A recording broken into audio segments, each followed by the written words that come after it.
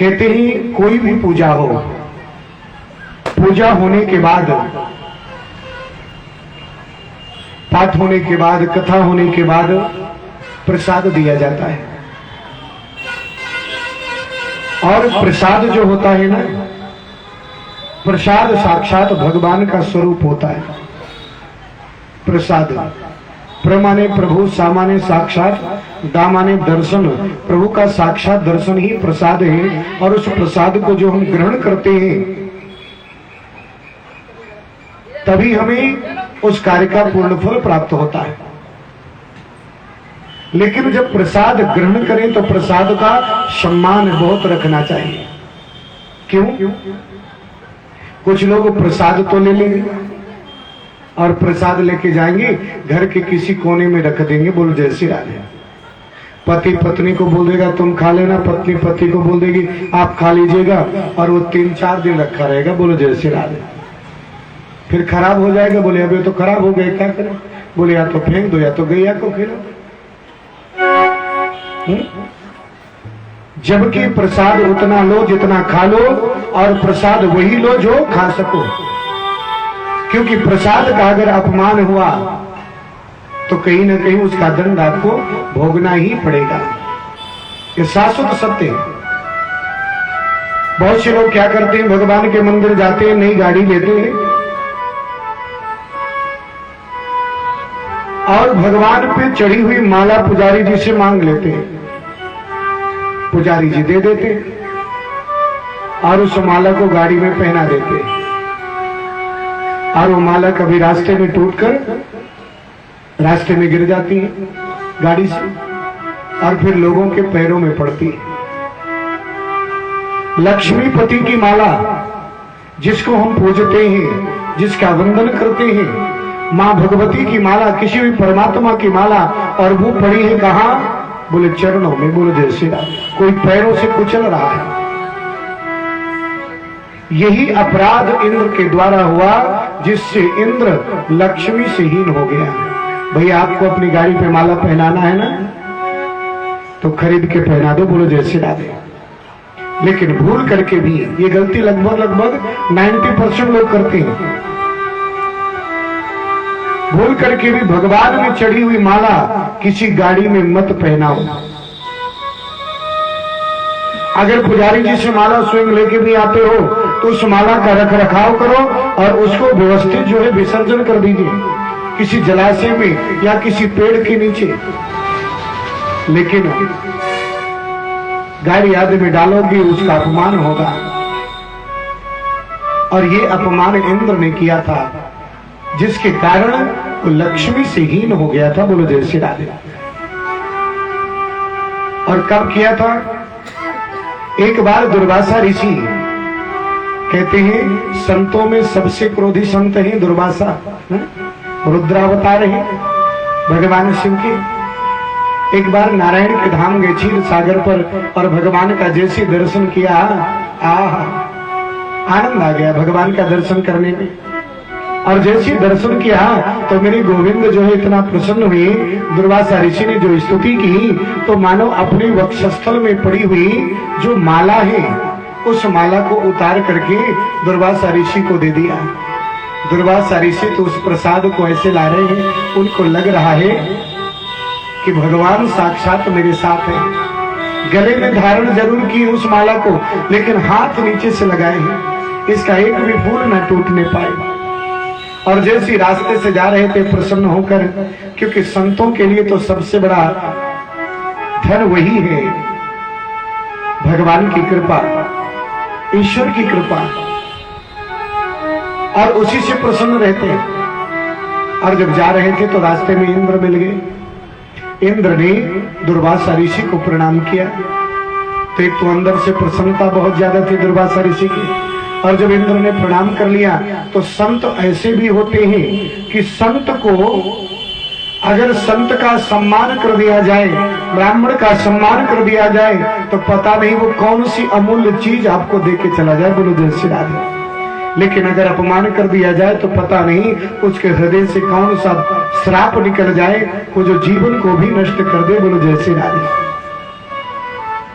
आज जब प्रणाम कर लिया, क्योंकि संत हृदय नवनीत समाना, कहा कबिन पर कहीं न जाना, निज परिताप द्रवई नवनीता, पर दुख द्रवई संत सुपनीता। संत बड़ा कोमल होता है।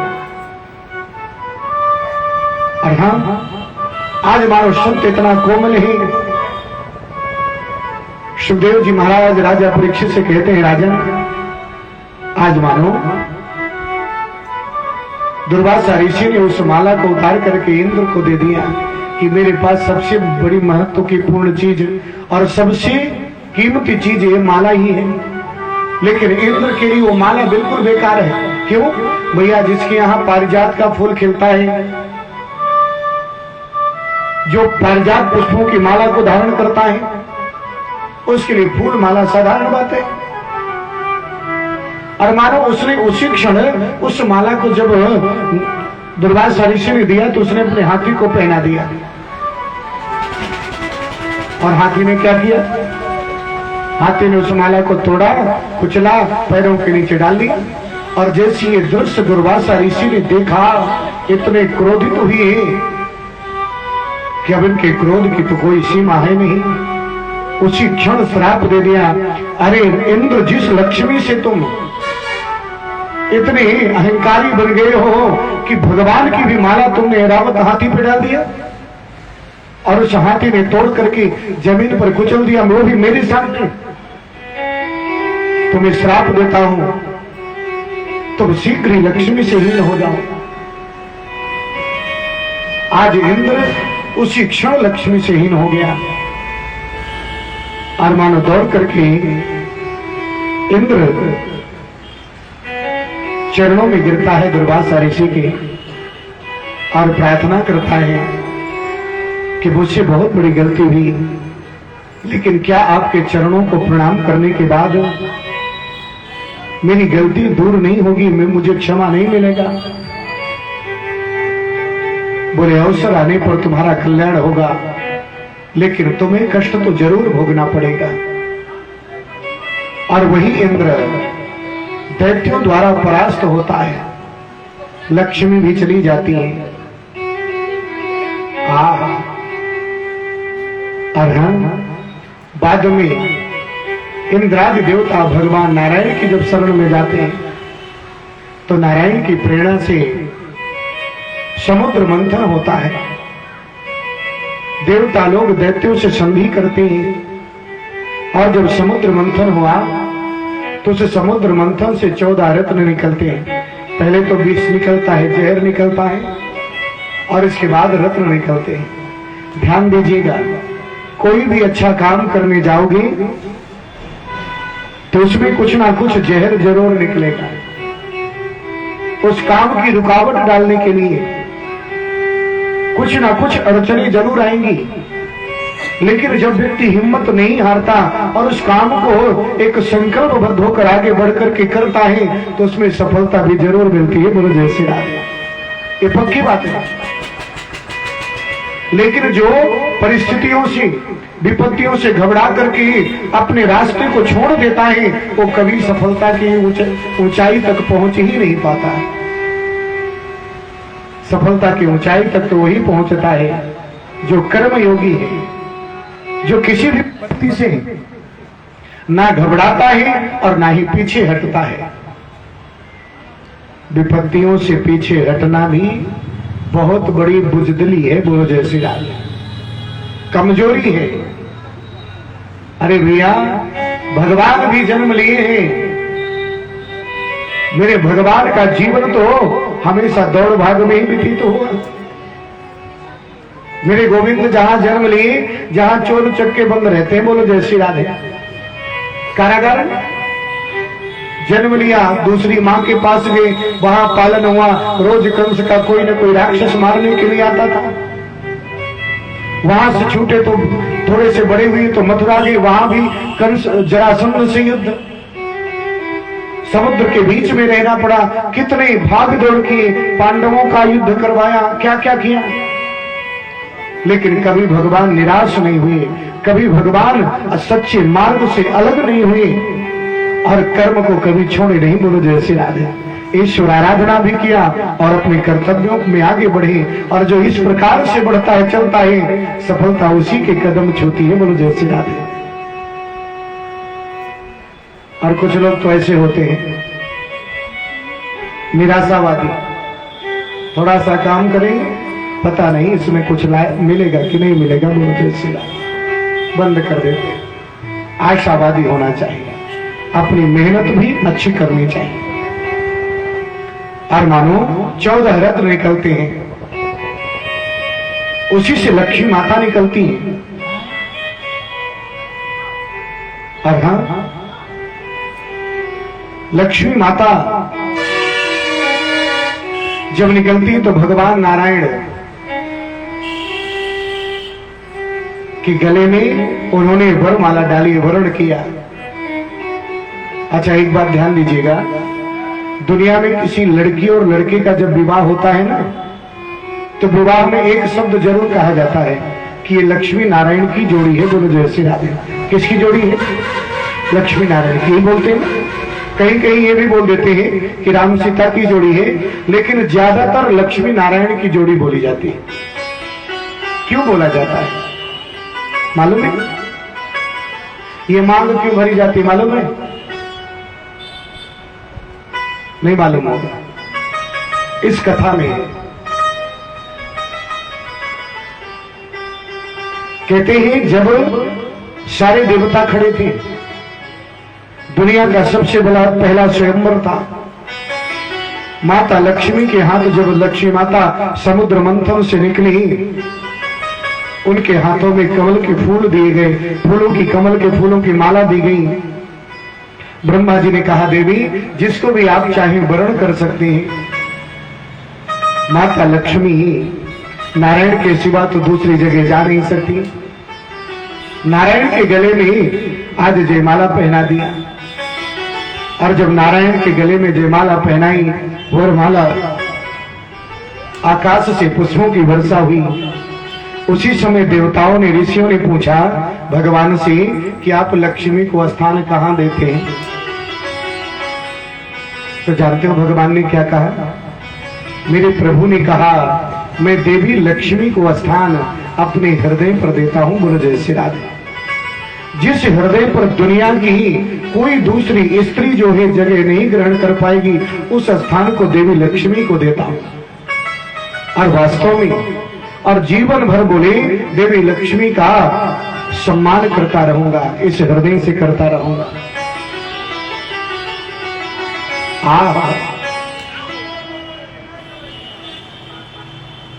और जानते ही जैसी ये वरदान दिया, साथ में ये भी कहा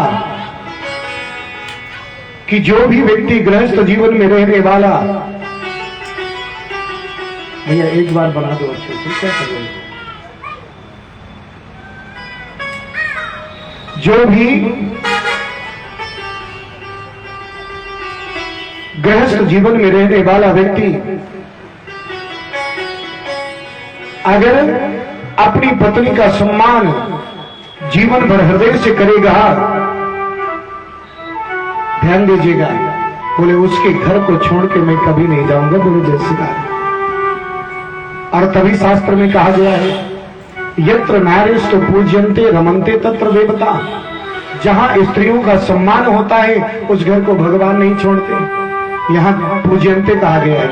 पूज्यन्ते का मतलब होता है सम्मान करना, ऐसा नहीं कि सुबह शाम आरती उतारे। बोलो जय श्री राधे। पूज्यन्ते का मतलब सम्मान करना चाहिए। बोलो जय श्री राधे। और हाँ, इसके बाद भगवान ने जब माला पहनाई माता लक्ष्मी को, तो लक्ष्मी से पूछा गया कि आप नारायण को किस स्थान पे जगह देते हैं?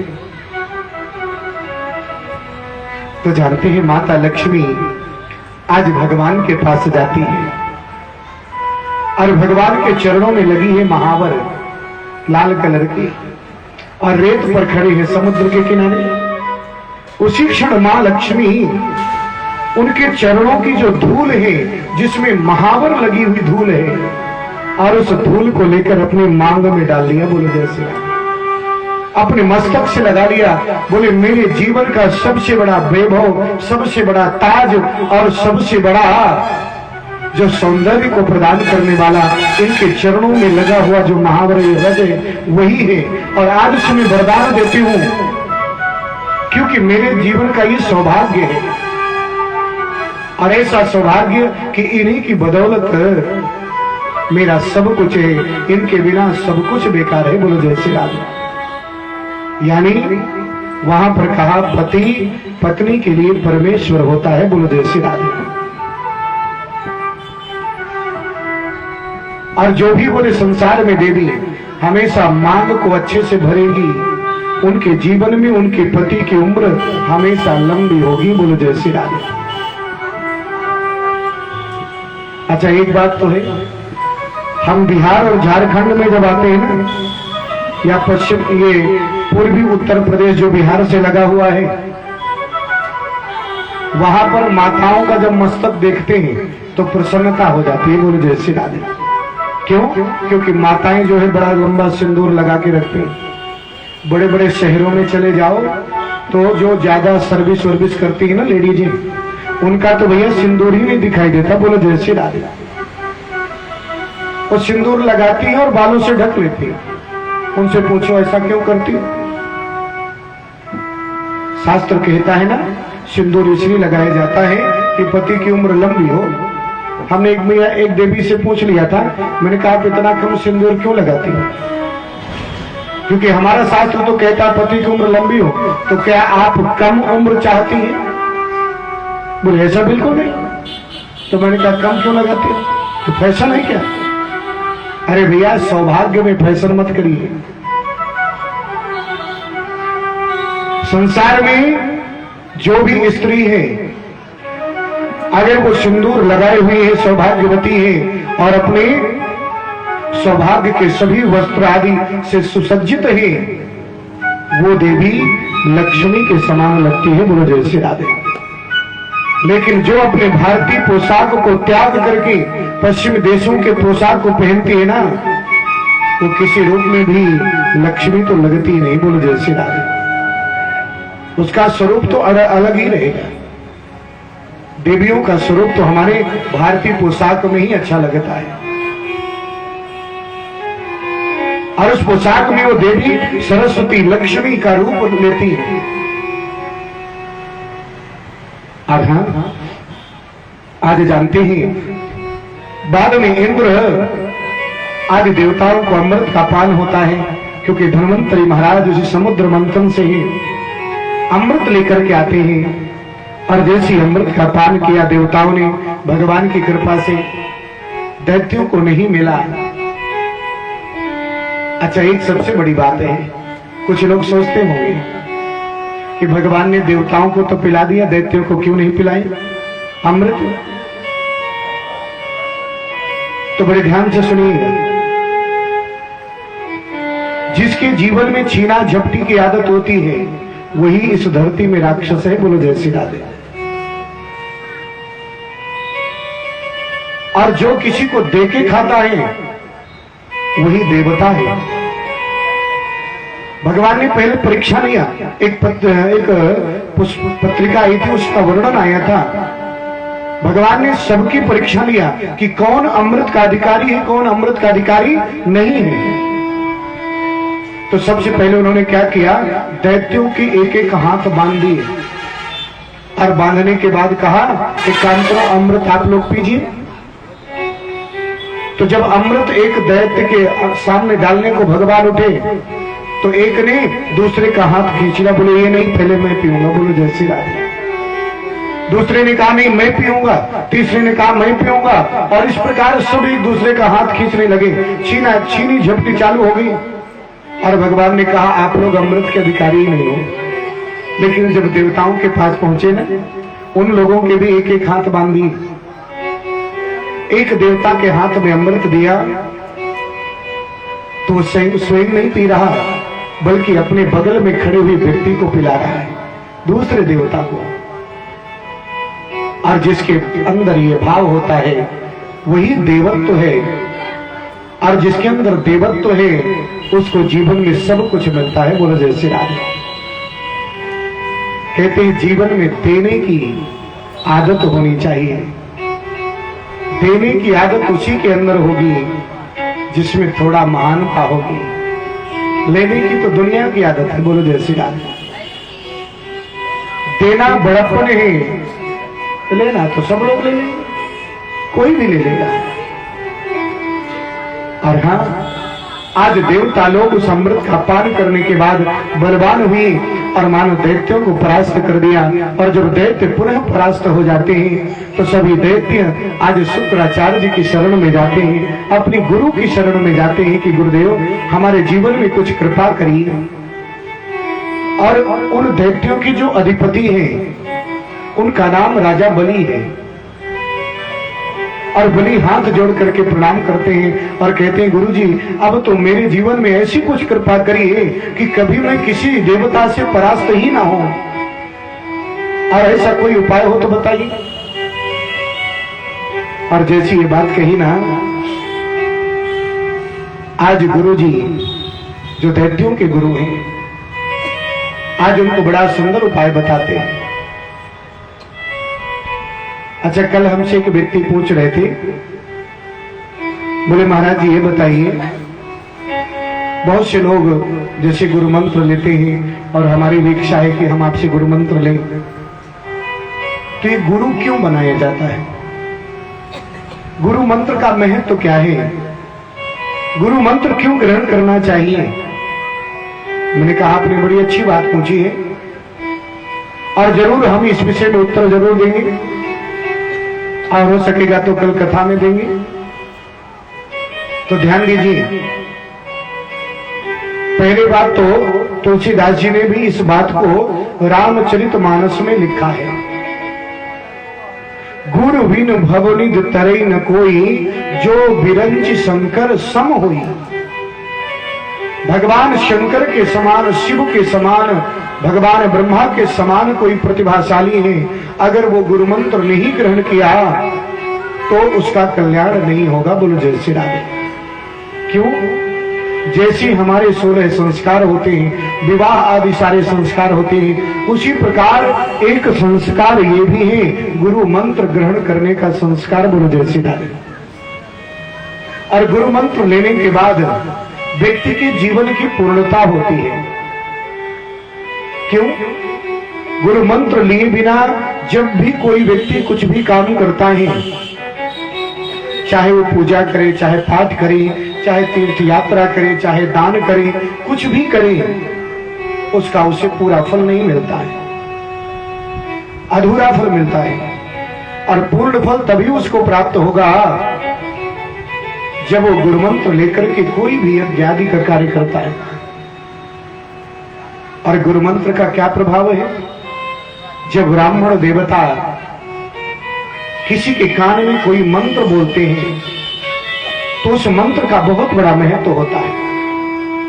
वो मंत्र जब वो व्यक्ति जपता है, मंत्र जरूर जपना चाहिए, क्योंकि मंत्र जपने के लिए ही दिया जाता है।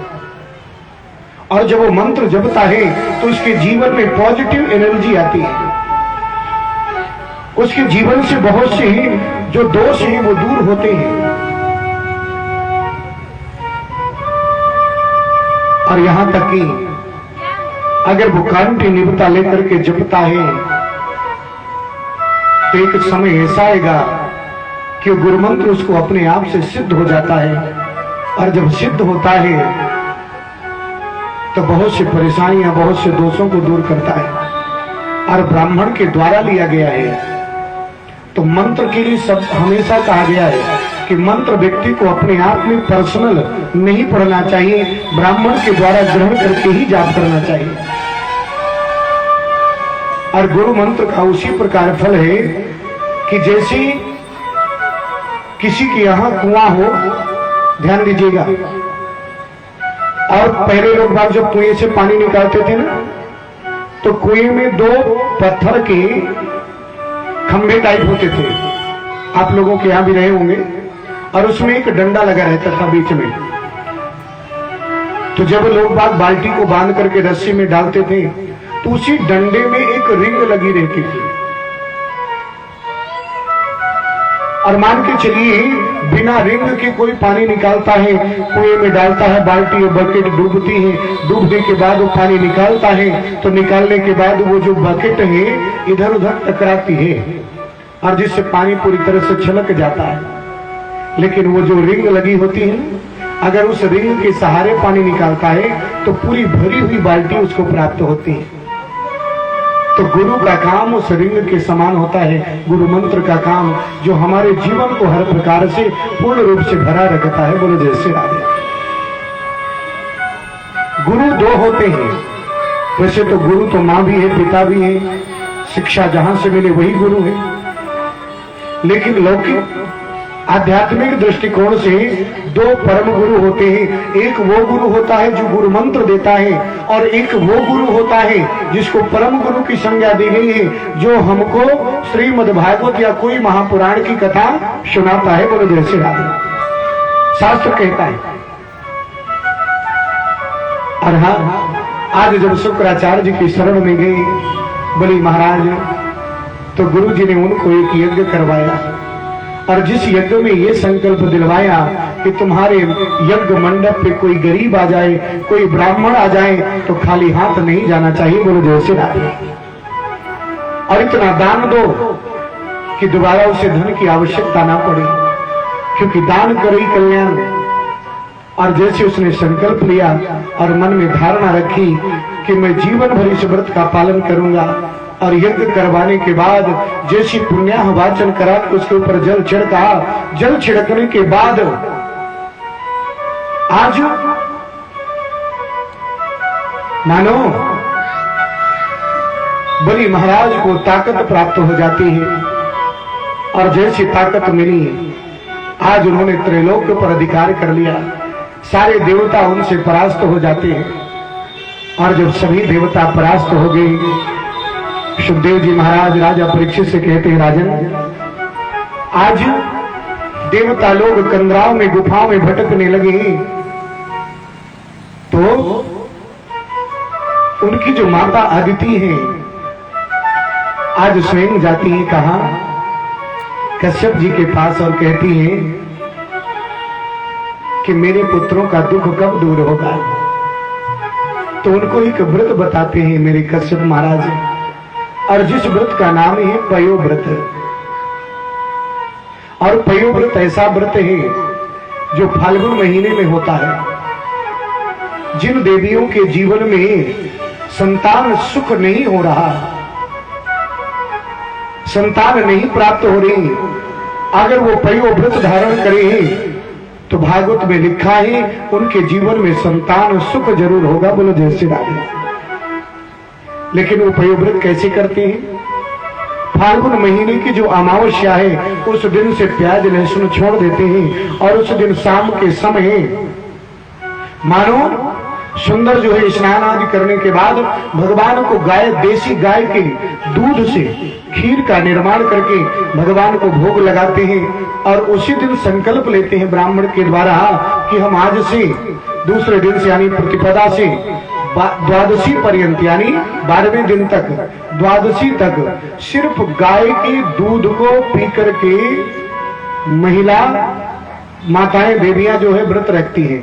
लेकिन अगर यही व्रत दोनों लोग रखें, पति पत्नी दोनों, तो 100% उसको लाभ जरूर होगा। बोलो जय श्री राधे। और ये पयो व्रत को उन्होंने किया और बोले मनोवांछित संतान की प्राप्ति होगी। और जैसे उन्होंने पयो व्रत किया, पयो व्रत करने के बाद भगवान नारायण का स्मरण किया, ईश्वर की कृपा से माता आदिति जो है गर्भवती होती है। अब तो धीरे धीरे जैसी समय आया कि श्रोणायाम श्रवणे द्वादश्याम मुहूर्ते अभिजिति प्रभु शर्वे नक्षत्र ताराद्य चक्रोस्त जन्म दक्षिणम। श्रोणायाम श्रवण द्वादश्याम, आज भगवान भाद्रपद महीने में श्रवण नक्षत्र में अभिजित मुहूर्त में ठीक दोपहर के 12 बजे और मानो आज माता अदिति के यहाँ पर वामन रूप से भगवान अवतार लेते हैं। बोलो जय श्री राधे। बोली वामन भगवान की जय हो। और जैसे भगवान ने अवतार लिए, बड़ा छोटा सा शरीर है मेरे गोपाल का, छोटे छोटे हाथ हैं, छोटे छोटे पैर हैं और डफली जैसा पेट है। बोलो जय श्री राधे। 12 अंगुल का शरीर है भगवान का। और भगवान जैसे अवतार लिए, सब देवताओं ने, ऋषि मुनि महात्माओं ने देखा, आनंदित हो जाते हैं। सभी लोगों ने भगवान को प्रणाम किया और मानो धरती माता ने उसी समय भगवान को आसन दिया, ब्रह्मा जी ने कमंडल दिया, आकाश ने छाता दिया। और मेरे गुरुदेव बृहस्पति जी ने आज उनका यज्ञ उपवीत संस्कार करवाते हैं। और गुरुदेव जी ने बाद में कहा कि गोपाल, कोई भी ब्राह्मण जब पूजा पाठ करवाता है, कोई यज्ञ करवाता है तो उसको दक्षिणा चाहिए। बोलो जय श्री राधे। दक्षिणा के बिना पूर्ण नहीं होगा, भले ही आप भगवान हैं। बोले आप मांगिए तो सही, क्या चाहिए आपको दक्षिणा में? आज गुरुदेव बृहस्पति ने कहा आप राजा बलि के यहाँ से त्रैलोक लेकर के आइए और देव राजेंद्र को दे दीजिए। बोलो जय श्री राधे। यही दक्षिणा में चाहिए। भगवान ने कहा तथास्तु हो। और मानो वामन भगवान आज सुंदर स्वरूप धारण करके आज चल देते हैं। बोले कहा राजा बलि के यज्ञ की तरफ। मेरे गोपाल बड़े कृपालु हैं, बड़े दयालु हैं, भक्तों के ऊपर कल्याण करने के लिए आज वामन स्वरूप धारण किया। बोलो जय श्री राधे। और मानो सारे देवता मेरे गोविंद की बड़ी सुंदर वंदना करने लगते हैं। हो मैं तो जपू, हो मैं तो जपू सदा, मैं तो जपू सदा तेरा नाम, दयालु दया करूं। मैं तो जपू सदा तेरा नाम, दयालु दया करो, कृपालु कृपा करो, दयालु दया करो, जपो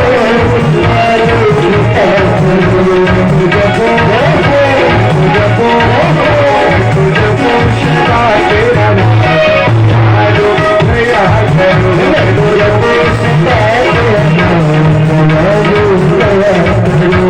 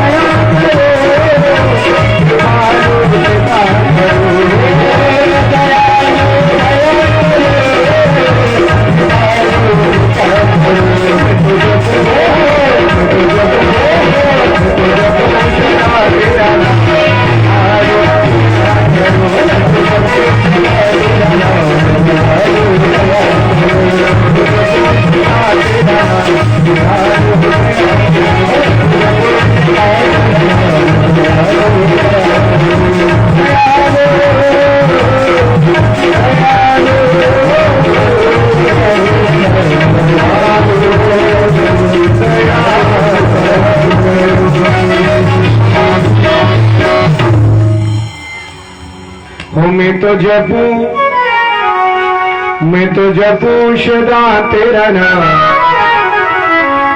दयालु दया करो, दयालु दया करो, कृपालु कृपा करो। जय। आज सुखदेव जी महाराज बड़ी सुंदर कथा सुना रहे हैं। वही बलि महाराज के दरबार पर आज मेरे भगवान जाते हैं। बलि महाराज ने दूर से देखा मेरे गोविंद को, और जैसी दूर से देखा भगवान के सुंदर तेज को देख करके बलि महाराज गुरु जी से बोल रहे हैं, लगता है करोड़ों सूर्य एक साथ मेरे यज्ञ मंडप की ओर आ रहे हैं। गुरुदेव ने कहा करोड़ों सूर्य नहीं होंगे तो चंद्रमा जरूर है। दौड़ पड़े स्वागत करने के लिए और भगवान का स्वागत करते हैं। स्वागतम ते नमस्तुभ्यं ब्रह्मन् किं करवाम ते। ब्रह्मर्षीणां तपः साक्षात् मन्ये त्वारेव भूधरम्। ऐसा लगता है कि आप तो साक्षात ऋषि मुनि महात्माओं की तपस्या ही मेरे मंडप की तरफ आ रही है। आपका स्वागत है, परम स्वागत है। और जैसे देखा बलि महाराज ने कई सवाल कर दिए। एक सवाल ये कर दिया, आप कहां से आए हैं, कौन है, आपका नाम क्या है? माला जप रहे भगवान। गुरु जी ने कहा देखो माला जप रहे, बीच में थोड़ी बोलेंगे। और जैसे ही माला पूरी हुई फिर से पूछा तो बोले हम हिमालय से आए हैं। बोले बहुत बड़ी कृपा की है, आज मेरा अहोभाग्य आप जैसा ब्राह्मण आ गया मेरे दरवाजे पर और मैं आपको कुछ देना चाहता हूं। बोले तुम्हारा नाम क्या है? बोले मेरा नाम बलि है। बोले तुम बेरोचन के पुत्र हो? बोले हाँ। और तुम्हारे जो दादा हैं वो प्रहलाद हैं? बोले हाँ।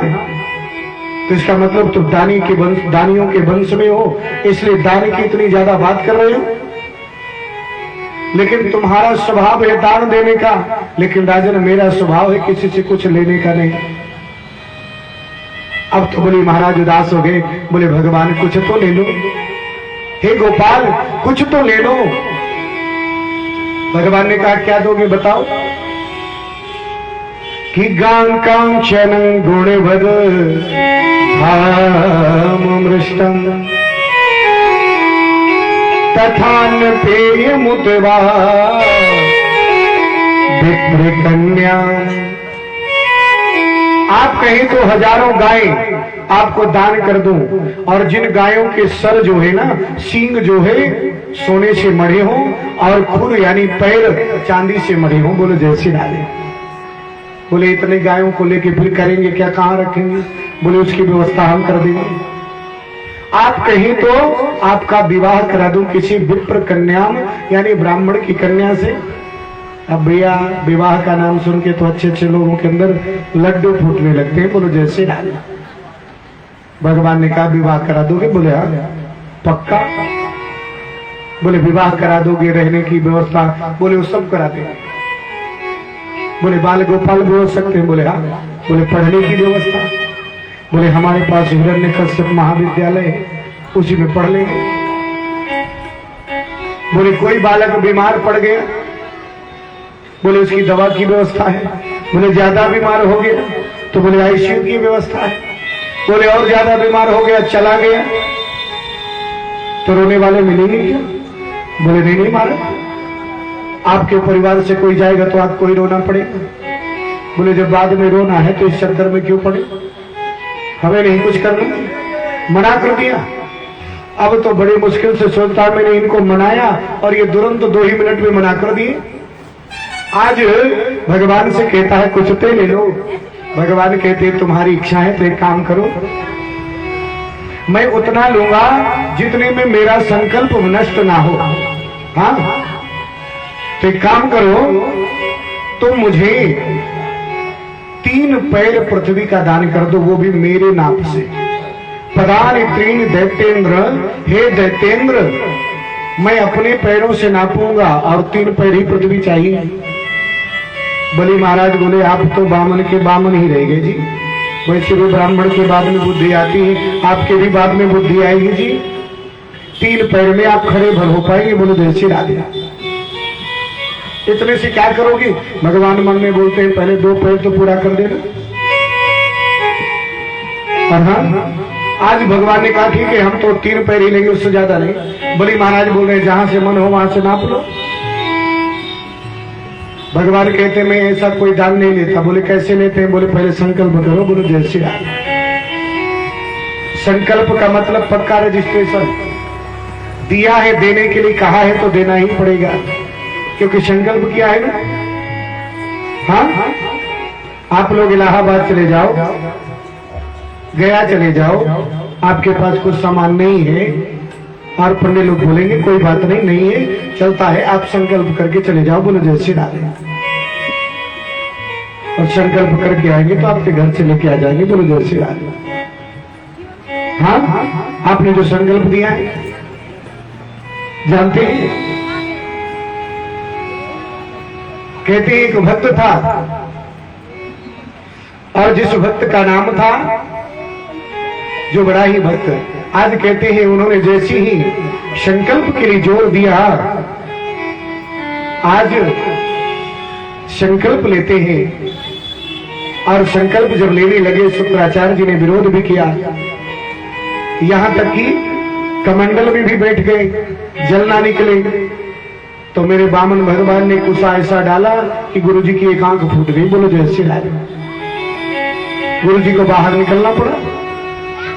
अब संकल्प हुआ, बामन रूपाय ब्राह्मणाय इमाम 3 पदानि पृथ्वी अहम संप्रददे, मैं बामन रूपी ब्राह्मण को 3 पैर पृथ्वी का दान करता हूं। दान कर दिया। अब भगवान बोले प्रणाम तो कर लो, कम से कम हमने दान किया है। और जैसे बलि ने सर रख करके प्रणाम किया, स्वयं भगवान ने विराट स्वरूप धारण कर लिया। और ये विराट भगवान की जय हो।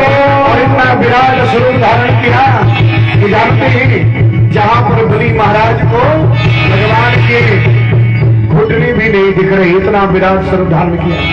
सोचने की बात है, एक पैर से भगवान ने पृथ्वी को नाप लिया और दूसरे पैर से ऊपर के सभी लोगों को नाप लिया।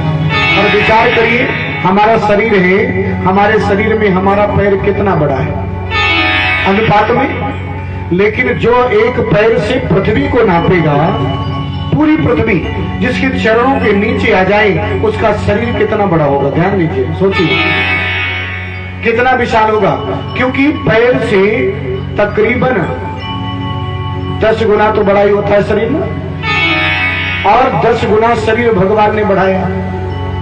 पूरा 2 पैर में नाप लिए। बोले तीसरा पैर कहां रखूं? कहते जो संकल्प करता है पूरा नहीं कर पाता, वो बंधन का अधिकारी है, उसे बंधन में बंधना पड़ेगा। गरुड़ ने बांध लिया। आज बलि महाराज बोले आपसे एक प्रश्न है। बोले कौन सा? बोले धन बड़ा होता है कि धन का मालिक? बोले धन का मालिक धन से बहुत बड़ा होता है।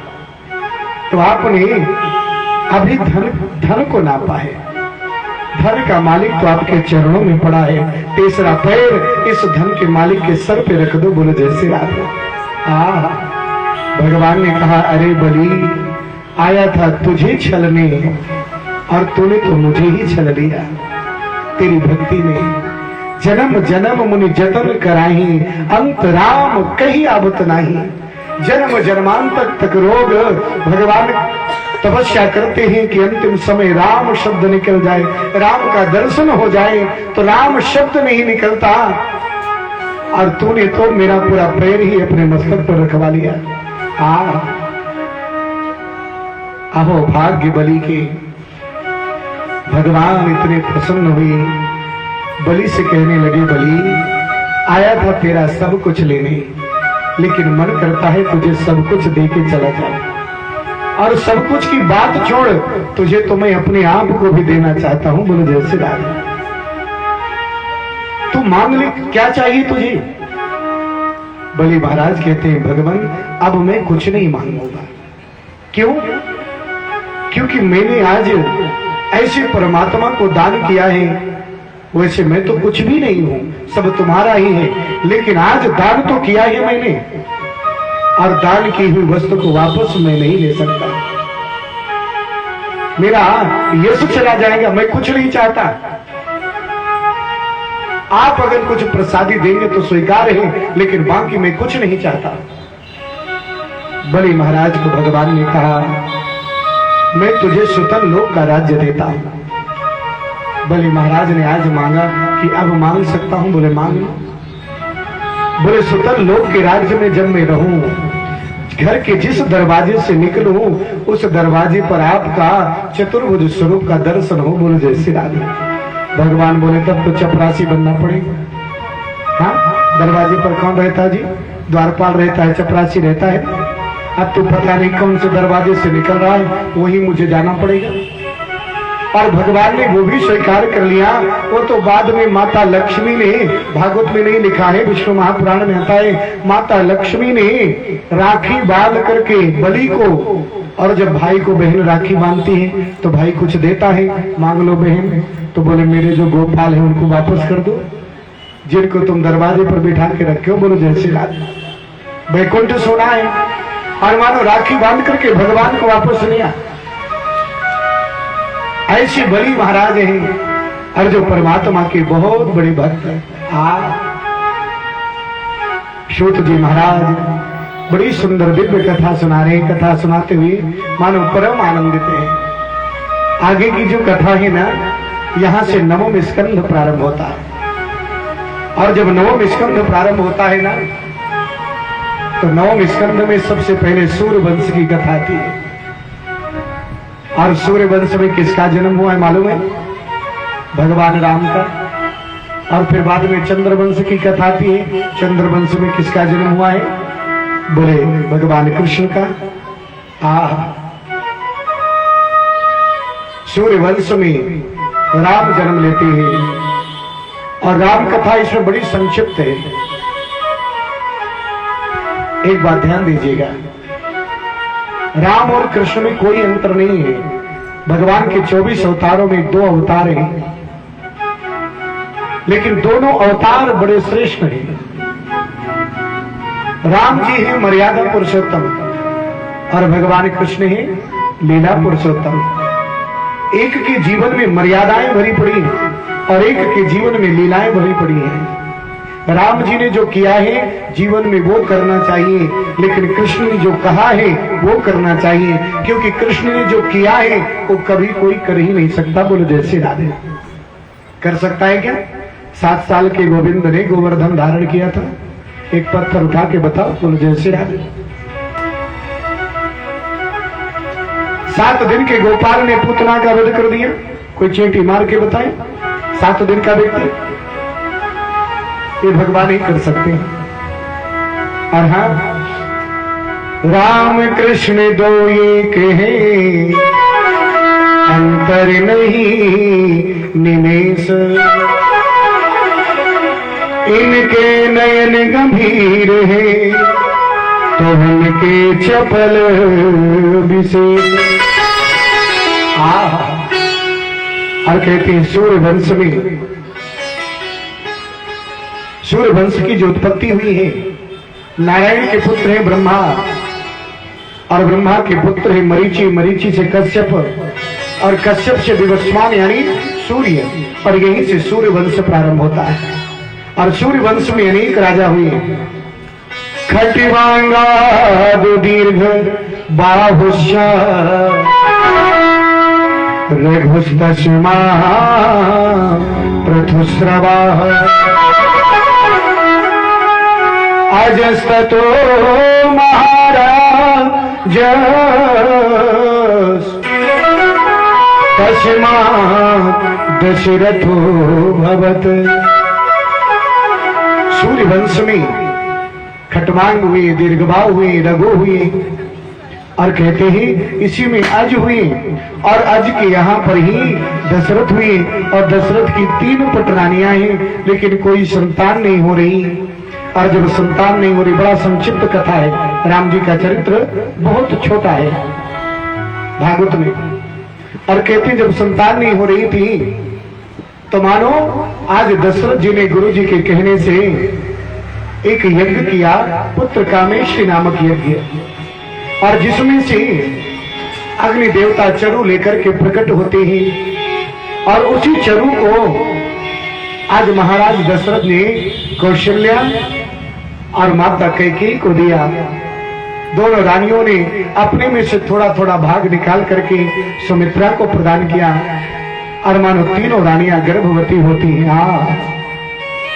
अब जैसे धीरे धीरे समय व्यतीत होता है, चैत्र महीना आता है, चैत्र महीने में 9वीं तिथि का आगमन हुआ, शुक्ल पक्ष अभिजित मुहूर्त है, ठीक दोपहर के 12 बजे।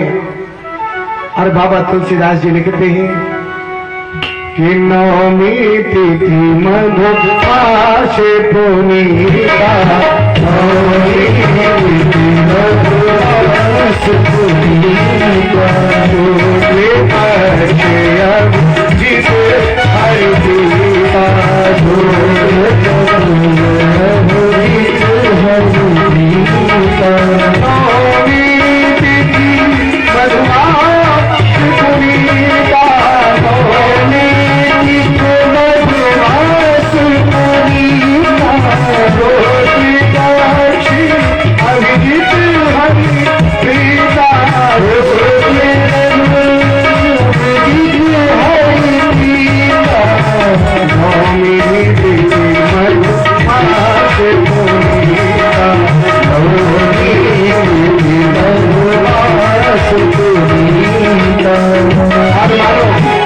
भगवान 9वीं तिथि में दोपहर 12 बजे अभिजित मुहूर्त में मानो भगवान साक्षात चतुर्भुज रूप से प्रकट होते हैं। सशंख चक्रम शकिरीट कुंडलम शपीत वस्त्रम शरसीरुहेक्षणम शहारि वक्ष परितो शुभाश्रियम् नमामि विष्णु शिरसा चतुर्भुजं। और जैसे भगवान चतुर्भुज स्वरूप से प्रकट हुए, तो मानो माता कौशल्या ने पूछा आप कौन? बोले हम आपके बेटे। बोले बेटा इतना बड़ा थोड़ी होता है, 4 हाथ रख करके, आप तो पिताजी बन करके आए हैं। बोले जैसे चाहो तो मैं समान सुत, हमारे अंदर तो भाव था कि आपके समान पुत्र चाहिए, और पुत्र इतना बड़ा थोड़ा होता, छोटा होता। अब तो भैया भगवान से कह रही माता कौशल्या आप छोटे हो जाओ, और जैसे छोटे होने के लिए कहा, उसी बात को बाबा तुलसीदास जी ने लिख दिया। माता पुनि बोली सुमति डोली, तजहु तात रूपा, की जैसी सोलीला अति प्रिय शीला, यह सुख परम माता पुनि बोली सुमति डोली, तजहु तात रूपा,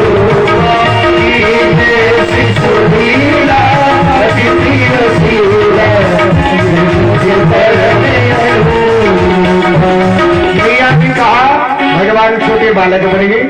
बोले छोटा बालक जब जन्म लेता है तो कपड़े पहन के नहीं आता।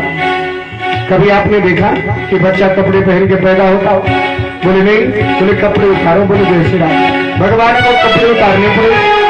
बोले बालक जब जन्म लेता है तो रोता है, आपको रोना पड़ेगा। आजकल अगर बालक हॉस्पिटल में नहीं रोता तो डॉक्टर जबरदस्ती रुलाते, थप्पड़ मार मार के। बोले जो रो जल्दी। रोना बोले तो स्वस्थ होने की निशानी है। और जैसी ही आज मैया बोल रही है उसी बात को बाबा तुलसीदास जी लिख रहे हैं और राम जी वही कर रहे हैं। सुनी भजन सो जाना रोदन